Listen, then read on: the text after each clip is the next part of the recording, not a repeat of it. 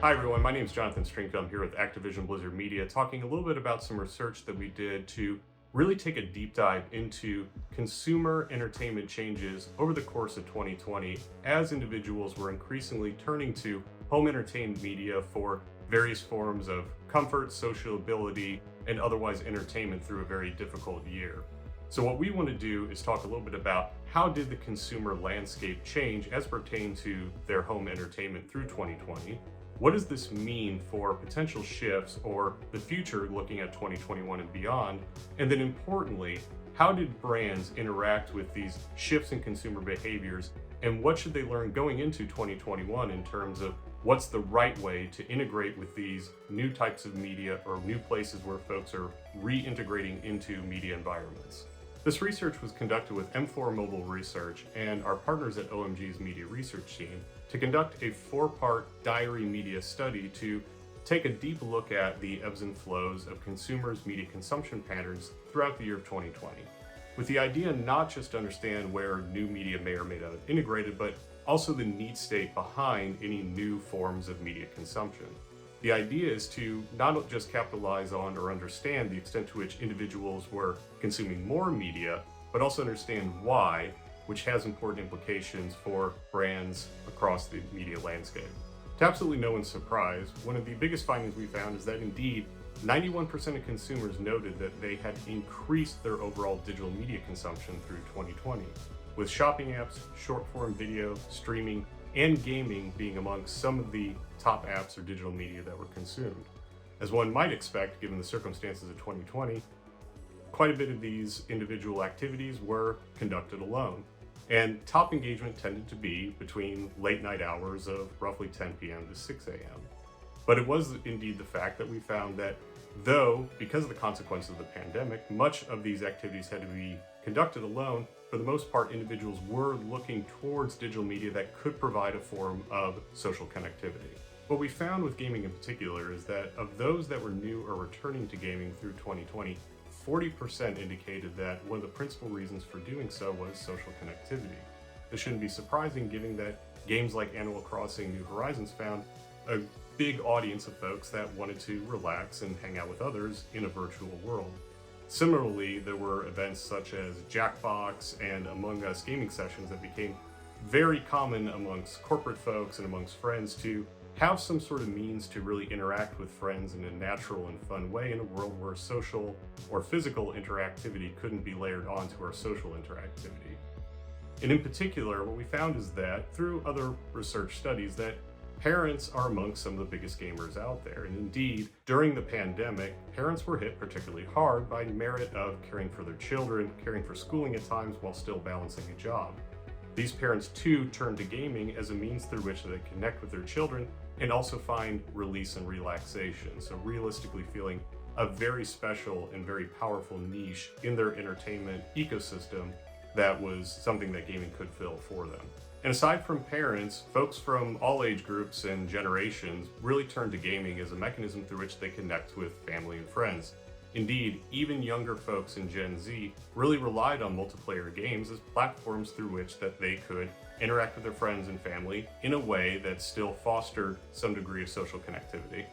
We also found in research that it is indeed not just parents that were relying heavily on gaming, but even younger generations like Gen Z, one that has in fact grown up with gaming and had that been at the core of their ecosystem of entertainment for quite some time. Here, things like multiplayer games really played a vital role in terms of being able to find ways to connect with friends and families and still have fun doing so. And certainly there were a lot of headlines in terms of how folks were suddenly starting to game during the pandemic, but realistically what we found is that throughout all of these changes in media consumption through 2020, this wasn't necessarily new folks that were coming into gaming. Indeed, of the 27% that said they were, quote unquote, new to gaming during 2020, over 76% said this is a revisitation, or in other words, they had been gaming in the past. So realistically, in terms of upticks that we saw, in terms of, in particular, video game consumption, these weren't new players so much as folks that were looking for additional means of entertainment and turned to video games. Which naturally brings us to the question that I've received personally so many times and I think has been threaded throughout a lot of the discussion in terms of how video games have come to the fore through 2020 is that whether or not individuals will stick with it in a world where screens are less important, the world is opened up and we can go back to quote unquote normal. What we found in the current research is that 73% of individuals reported that they do intend to keep habits like video gaming with them as we emerge from the pandemic. Now, certainly this isn't a conclusive finding, and we'll see how these patterns tend to shift as a function of time, but what we can see is that indeed human behaviors tend to change fairly slowly, and throughout a year of indeed picking up more on gaming, this is a behavior that might indeed stick with folks. So we'll continue to see how this evolves, but for the most part, what we have seen is that this research notes that video games aren't just a one and done through 2020, but something that is likely to stick with folks throughout their entire media ecosystem. The uptick in gaming shouldn't be too surprising, given that what we saw in terms of the emotional needs that gaming was filling was feelings of happy, calm, and entertained. Exactly what you'd expect, and also very synonymous with streaming video. So as noted before, both streaming video and video games saw a high degree of uptake over the pandemic. And indeed, in terms of individuals that were saying they were consuming more streaming video, it was almost synonymous with video games at about 76%. The net is that what we saw through these consumption patterns is that overall media consumption was up as individuals were looking at various places to find entertainment.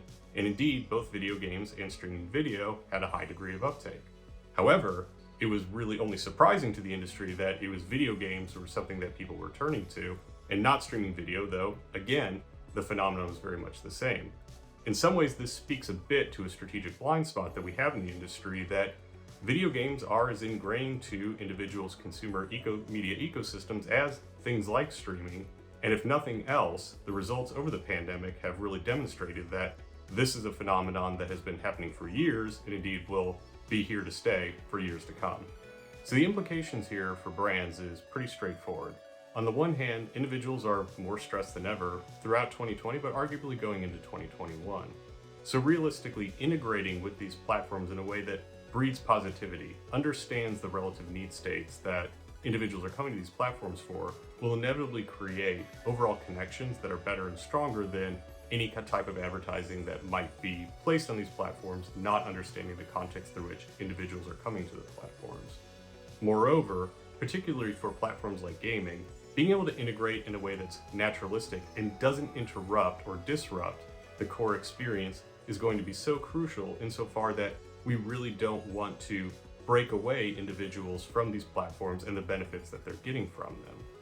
Realistically, what we found through the study is that indeed, digital media at home was really the hero for individuals throughout the pandemic. And the opportunity for brands is to kind of join in being that hero if done in a smart way and integrated in a way that makes sense for the given platform. So the net is, throughout 2020, individuals really turned to digital entertainment as a means to find some escapism and some degree of entertainment. And indeed, for the question that I got so many times in terms of what's going on with video gaming, is this here to stay? As I'd like to have stated in the past, video games have been up and to the right for many years. Sure, we probably saw some degree of amplitude in that trend through 2020, but realistically, it was only building on a trend that's been occurring for years. So to that end, what our expectation is that indeed, all sorts of digital media will remain important to individuals' entertainment. Video games will remain a core part of the ecosystem of both millennials and Gen Z, but even older generations as they turn to things like mobile gaming. And on the whole, there's a real opportunity for brands to integrate with these potential platforms in a way that is smart, efficient, and mindful of the need state that individuals have for turning to these platforms. Thank you so much for stopping by. Hopefully this was insightful for your media plans and how to successfully integrate into the ecosystem that has certainly had some shifts through 2020. Find out more about this research and others that we've done in the past to really look at how video games are fitting into consumers' lives, please go to www.activisionblizzardmedia.com. Thank you so much again.